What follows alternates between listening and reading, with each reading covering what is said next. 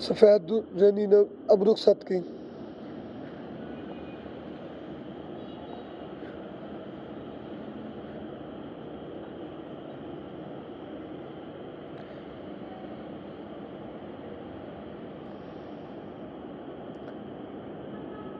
सही से बात हो। नहीं, ये आपका कैमरे का रिजल्ट मेरा ख़राब हो गया।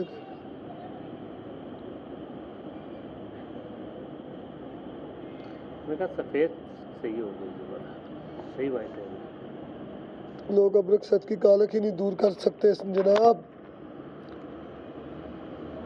ये कैमरा थोड़ा सा मेरा टूट गया है, ये देखे कैसे लश्कारे मार रहे हैं।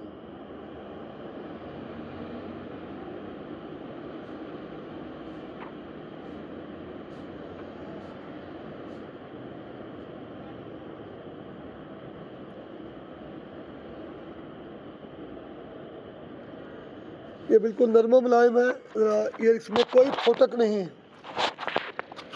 सबसे बड़ी बात ये है कि ये बिल्कुल देखें तार की तरह फैलने वाला अब रुखसत है। बिल्कुल आप देखें चमक इसकी, मेरा मोबाइल का कैमरा पूरी तरह रिस्पॉन्स नहीं दे रहा। नरम मुलायम, जहाँ मर्जी ले लीजिए।